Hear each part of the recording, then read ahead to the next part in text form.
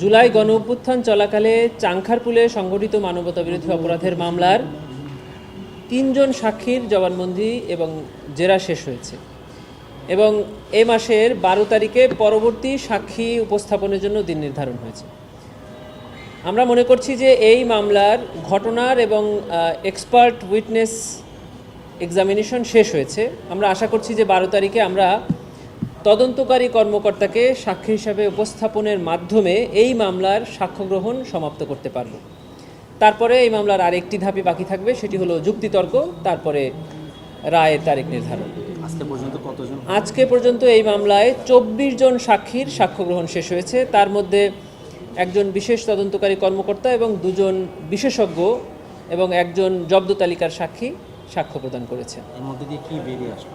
এখান থেকে দেখা যাচ্ছে যে জুলাই গণঅভ্যুত্থান চলাকালে সাবেক প্রধানমন্ত্রী লেথাল উইপন ব্যবহার করে আইনশৃঙ্খলা বাহিনীকে যে নির্দেশনা প্রদান করেছিলেন ছাত্র জনতার উপরে গুলিবর্ষণের, তারই ফলশ্রুতিতে 5 তারিখে চাংখারপুল এলাকায় লেথাল উইপন ব্যবহার করে আইনশৃঙ্খলা বাহিনী গুলিবর্ষণ করে এবং 6 জন ছাত্র জনতা সেখানে নিহত হয়। এবং আপনারা দেখবেন যে প্রসিকিউশন তদন্তকালে তদন্ত সংস্থা যে তদন্ত প্রতিবেদন দিয়েছে সেখানে দেখা যাচ্ছে যে সেখানে প্রায় 50-এর অধিক আইনশৃঙ্খলা বাহিনী সেখানে নিয়োজিত ছিল এবং তাদের বেশিরভাগ আইনশৃঙ্খলা বাহিনী সেখানে গুলিবর্ষণ করেছে।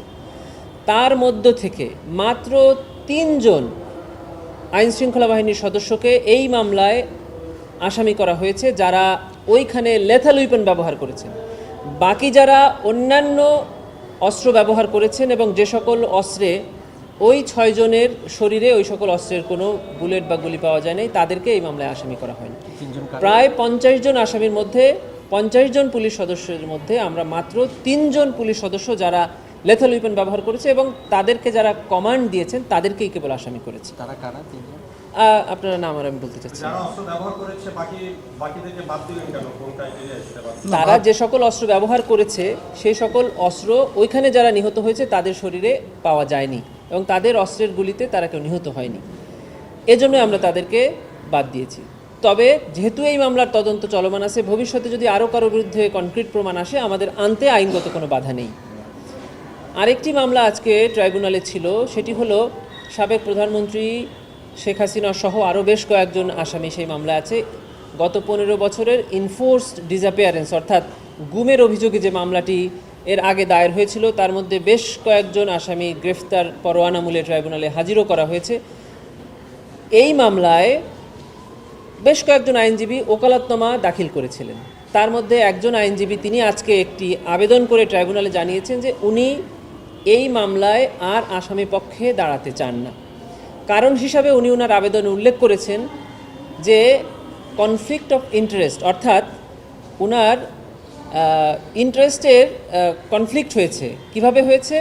যে উনি নিজে একজন গুম ভিকটিম হিসাবে ট্রাইব্যুনালের প্রসিকিউশনে একটি অভিযোগ করেছিলেন যে ওই অভিযোগে তিনি যাদেরকে অভিযুক্ত হিসাবে দেখিয়েছেন এবং ইতোমধ্যে উনি ট্রাইব্যুনালে একজন সাক্ষী হিসাবে জবানবন্দি প্রদান করেছেন তদন্তকারী কর্মকর্তার কাছে, সেখানে তিনি যাদের বিরুদ্ধে অভিযোগ এনেছেন তারাই এই ট্রাইব্যুনালে মামলায় ইতিমধ্যে আসামি হয়েছেন, আর সেই আসামির পক্ষেই উনি আইনজীবী হিসাবে ট্রাইব্যুনালে দাঁড়িয়েছেন, যেটা absolutely misconduct of a lawyer.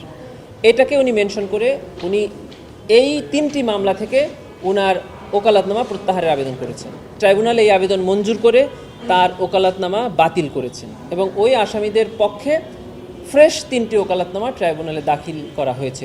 যে আপনারা জানেন যে সাবেক প্রধানমন্ত্রী শেখ হাসিনার মামলার রায়ের তারিখ নির্ধারণ হবে এ মাসের 13 তারিখে। তার জন্য প্রসিকিউশনের প্রস্তুতি কিছু নেই, প্রসিকিউশন কোনো অনিরাপত্তা বোধও করছে না। প্রসিকিউশনের দায়িত্ব হলো ট্রাইব্যুনালে তদন্ত সংস্থা থেকে যে অভিযোগগুলো আনা হয় সেটি ট্রাইব্যুনালে প্রমাণ করার জন্য চেষ্টা করা, সাক্ষ্য উপস্থাপন করা, যুক্তিতর্ক তুলে ধরা। ট্রাইব্যুনালের দায়িত্ব হলো যুক্তিতর্ক এবং সাক্ষ্য বিবেচনায় রায় প্রদান করা। এর বাইরে প্রসিকিউশনের আর কোনো দায়িত্ব নেই এবং প্রসিকিউশন অন্য কোনো বিষয়ে খেয়ালও করছে না। 13 তারিখে হচ্ছে কবে রায় হবে সেই তারিখ নির্ধারণ হবে, কিন্তু 2 জন উপদেষ্টা একজন বক্তব্যে বলেছেন, একজন স্ট্যাটাসে অলরেডি বলে ফেলছেন যে 13 তারিখে রায় হবে। এটা নিয়ে একটা কনফিউশন হচ্ছে, আপনাদের দিক থেকে একটু ক্লিয়ার করে দেন। আসলে আমাদের সাধারণত যে মামলাগুলো ট্রায়াল কোর্টে হয়, হাইকোর্ট ডিভিশনে হয়, সেখানে রায়ের তারিখ নির্ধারিত থাকে যে আগামী অমুক তারিখে রায়। ট্রাইব্যুনালে এর আগে আমরা দেখেছি যে সিএভি করা হয়, মানে রায়ের জন্য অপেক্ষমান করা হয়। এবার ট্রাইব্যুনাল রায়ের তারিখ নির্ধারণের জন্য একটি তারিখ রেখেছেন, সেটি হলো 13 তারিখ। যারা রেগুলার প্র্যাকটিস করেন না অথবা এই কোর্ট এবং লয়ের সাথে সরাসরি সম্পৃক্ততা নয়, তারা হয়তো বা একটু ভুল বুঝেছেন। আমি আপনাদেরকে ক্লিয়ার করছি যে এই মাসের 13 তারিখে সাবেক প্রধানমন্ত্রী শেখ হাসিনার মামলার রায়ের তারিখ নির্ধারণ করা হবে। কবে তারিখ নির্ধারণ করা হবে এটা আমরা 13 তারিখে জানতে পারবো। 13 তারিখে কোনো রায় ঘোষণা হবে না। আচ্ছা, 13 তারিখ উপলক্ষে তো এরই মধ্যে আওয়ামী লীগের পক্ষ থেকে আমরা যেটি দেখছি যে বিভিন্ন জায়গায় তারা কিছু কর্মসূচি দিয়েছে, বিএনপির দিক থেকেও ব্যাপক কথাবার্তা হচ্ছে, মানে বেশ রাজনীতি উত্তপ্ত হয়ে উঠছে। জি, এখন এই 13 তারিখকে কেন্দ্র করে আলাদা করে কি একটু নিরাপত্তাটা নেওয়ার কোনো ব্যবস্থা নেওয়া হচ্ছে কিনা বা নিরাপত্তা বাড়ানো হচ্ছে কিনা? আমরা দেখছিলাম পুলিশের সিনিয়রদের অনেকেই আসছেন, ট্রাইব্যুনালের যারা রেজিস্ট্রার রয়েছেন তারাও ঘুরপাক খাচ্ছেন, বিভিন্ন দিকে যাচ্ছেন, দেখছেন। বাড়তি নিরাপত্তা কি নিতে হচ্ছে বা দেওয়া হচ্ছে? রাজনৈতিক দলগুলো তারা রাজনৈতিক কর্মসূচি গ্রহণ করবেন, রাষ্ট্রের বা সরকারের আইন শৃঙ্খলা বাহিনী সেটার জন্য যথাযথ ব্যবস্থা গ্রহণ করবেন। প্রসিকিউশনের সাথে এই রাজনৈতিক কর্মসূচি বা আইন শৃঙ্খলা নিয়ন্ত্রণের কোনো সম্পর্ক নাই। এ বিষয়ে আমরা কোনো মন্তব্য করি না। একটা বিষয় তো পরিষ্কার যে যত রাজনৈতিক পরিস্থিতি যাই হোক, মূল কাজটা তো আপনারা করছেন। সেই ক্ষেত্রে এই যে বিচারের মূল কাজটা আপনারা করছেন, আপনাদের উপর কোনো ধরনের বা আপনারা বা কোনো বাড়তি চাপ অনুভব করছেন কিনা এই পরিস্থিতির কারণে? না, প্রসিকিউশন এই পরিস্থিতিতে কোনো বাড়তি চাপ অনুভব করছে না। প্রসিকিউশন শুধু তাদের মামলা প্রমাণের জন্য আইনের মধ্যে থেকে সর্বোচ্চ চেষ্টা চালিয়ে যাচ্ছে। কোনো বাড়তি নিরাপত্তা দরকার নেই। জি। ট্রাইব্যুনালের প্রসিকিউশন নিরাপত্তা এবং ট্রাইব্যুনাল নিরাপত্তা কিন্তু আপনার কাঁধেই আসে। সেক্ষেত্রে বাড়তি নিরাপত্তার বিষয় নিয়ে আপনারা নিরাপত্তা চাকরি ঘিরে ফেলা এরকম কিছু না, প্রসিকিউশন অ্যাডমিনের দায়িত্ব হলো যে যে মামলাগুলো ট্রাইব্যুনালে পরিচালিত হচ্ছে সেগুলো প্রসিকিউটরদের সাথে মধ্যে সমন্বয় করা, ট্রাইব্যুনালের ঠিকমতো ফাইলিং করা পিটিশনসগুলো বা অন্যান্য বিষয়। নিরাপত্তাটা অ্যাবসলিউটলি আইন শৃঙ্খলা বাহিনীর দায়িত্ব, এবং এখানে আইন শৃঙ্খলা বাহিনীর বেশ কয়েকটি সংস্থা কাজ করছেন, তারা এই বিষয়ে যথার্থ ব্যবস্থা নেবেন আমরা আশা করছি। আমি একটা কোশ্চেন আছে, সেটা হচ্ছে ঘুমের 2টা মামলা আর রামপুরার, জি। যেখানে 15 সেনা কর্মকর্তা কারাগারে। জি, বৃহস্পতিবার আপনারা এর আগে ক্লিয়ার করছেন যে ট্রাইব্যুনালের আইনটা সংবিধান দ্বারা প্রোটেক্টেড এবং এখানেই বিচার হইতে হবে। জি, কিন্তু তারা বলছে যে 2টা আইনই স্পেশাল, মানে সেনা আইনটাও স্পেশাল আবার এটাও এক, এবং তারা এটাও বলছেন যে তারা তারা প্রস্তুত আছে আর কি, চাইলে সেনা আইনে তারা বিচার করতে পারে। জি, সরকার চাই। আচ্ছা। এই মন্তব্যটা বৃহস্পতিবার সেনাবাহিনীর পক্ষ থেকে করা হয়েছে, যদি আপনারা এটার জবাব আমরা শুরুতেই দিয়েছি এবং বিজ্ঞ চিফ প্রসিকিউটর স্যার দিয়েছেন যে সেনা সদর দপ্তরের প্রথম দিনের যে সংবাদ সম্মেলন এবং পরবর্তী দিনের সংবাদ সম্মেলন থেকে প্রতীয়মান হয় যে দেশের আইন এবং আদালতের উপরে সেনাবাহিনীর সর্বোচ্চ সমর্থন আছে, এবং তার প্রমাণ তারা রেখেছেন যে ট্রাইব্যুনালের নির্ধারিত তারিখের দিন তারা তাদের কর্মকর্তাদের ট্রাইব্যুনালে উপস্থাপন করেছেন, এবং আমরা প্রসিকিউশনের পক্ষ থেকে সেনাবাহিনীকে সেজন্য ধন্যবাদ জানিয়েছি যে আইন প্রয়োগের ক্ষেত্রে তারা যে সাহায্য করেছেন। 2টা আইনই দেশের স্পেশাল ল, কিন্তু ইন্টারন্যাশনাল ক্রাইমস ট্রাইব্যুনাল হলো এমন একটি আইন